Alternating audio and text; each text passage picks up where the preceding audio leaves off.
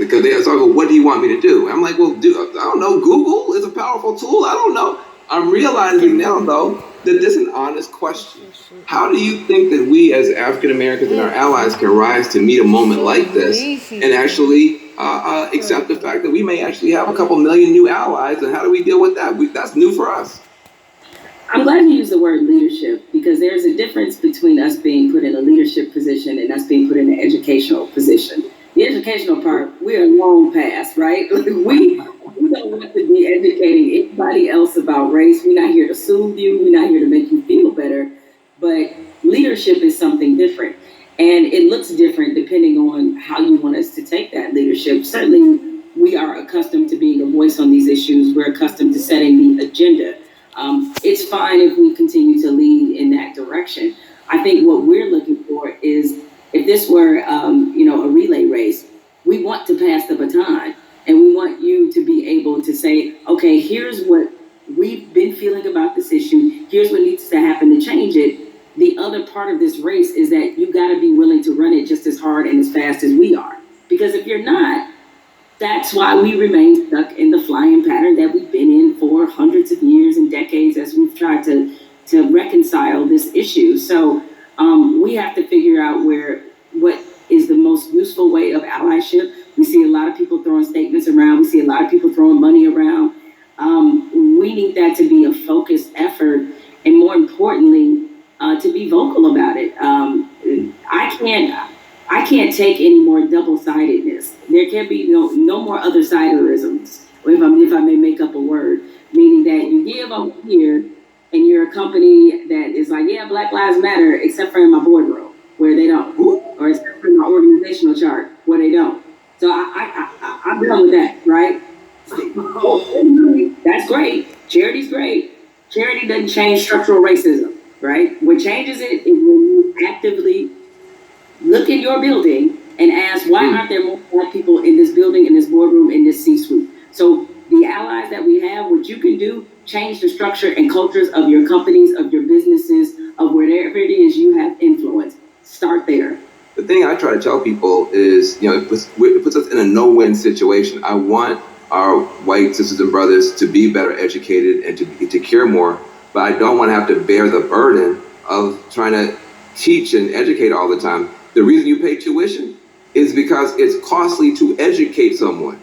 You coming up to me and saying, educate me, that's costly to me emotionally and from a time point of view. Also, I think we have to be very honest. Nobody would go up to somebody and say, teach me Russian in 5 minutes. And by the way, make me feel good about it. Like, I mean, you wait, hold on a second. Like, you want me to teach you about racism, which is the history of race in America is just as complicated as Russian.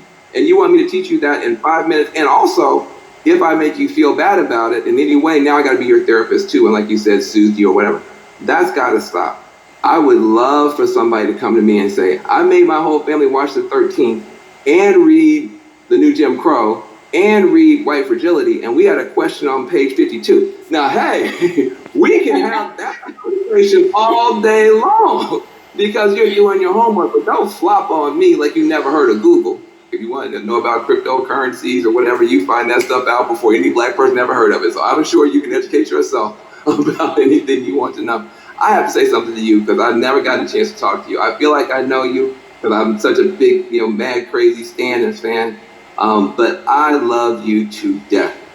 I just am so proud of you. I'm saying proud of you almost as Patrick. I am so proud that you exist. Where do you find the strength to continue to do what you're doing and say what you're saying, even in the face of opposition, to the point where now the whole world has to listen to you? Where did you find the strength when they weren't listening? I guess maybe this is just part of the Black woman's condition, is that we don't know any other way.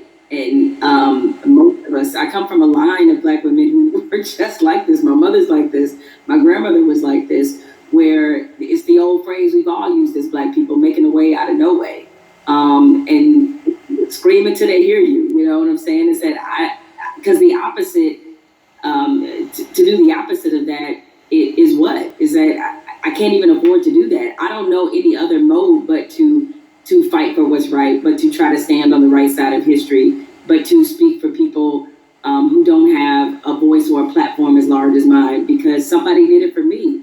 What advice do you have for people who want to have these conversations, maybe not as well spoken, not as well read as you might be, but who really are sincere and want to have a conversation? I think you have to start from a point of honesty and being real about what some of your beliefs, prejudice, biases are, where they come from, why you learned them. I think if you take anything else beyond race, as we get older, we do a whole lot of unlearning. Young folks, when you get to like your 30s, you do a whole lot of that, right? But yeah, my advice is to always start from the point of truth and honesty and self-awareness. And you'd be surprised what you can get accomplished just by digging into those things. I mean, if you know you come from a racist background, or if you come from where race was talking about a certain way, be honest about what those conversations were and what they taught you. And ask yourself, is this the kind of person that you really want to be? Yeah, I feel like there's a 21st century mindset and a 21st century skill set that, everybody's going to need a mindset of empathy. I mean, we're going to be dealing with people of every color, flavor, every kind of human being ever born. We all have to deal with each other now because of the internet, because of just the world economy. You're going to be competing against people in China and Nigeria. That's just the world. So you have to have a mindset of empathy to really try to understand where people are coming from. You have to have a skill set of listening. If you understand this conversation, you can talk to black folk and brown folk and Muslims, everybody else. So we're trying to confer a benefit to you. We're trying to make you better. It'll make my life better, but it'll make your life better too. Now, what charity are you supporting? Well, as some people can maybe see my T-shirt, it says support Black journalists, right? The lack of still Black journalists in most newsrooms is pretty appalling. What changed my life and what got me really on the right path in this business was being a member of the National Association of Black Journalists. NABJ is the largest minority journalism organization in the country. The development, the networking, job fair, internships, scholarships, what happens there has changed lives. It changed a lot of people's careers. I mean, people like you, Van, and everybody you want to think of, Roland Martin, Soledad O'Brien. It's just a number of people, Michael Wilbon, that are a part of this organization and have been able to build legacies there. And so it's on us to, again, usher in this next generation of young journalists who, I get it right now, feeling really discouraged when they look at not just what a lot of newsrooms look like, a lot of networks look like, but also we're under the shadow of a pandemic right now. So there's a lot of journalists who have lost their jobs. A lot of companies are downsizing. They need a reason to believe and to be in this business. And so NABJ has done so much for my career and continues to do that for others. So that's the charity that I support and the organization that has changed my life and that of many others.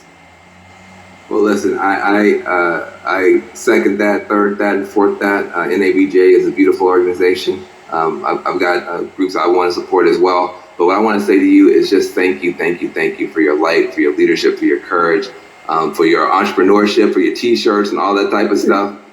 Make sure to support the sister businesses, and let's keep this conversation going.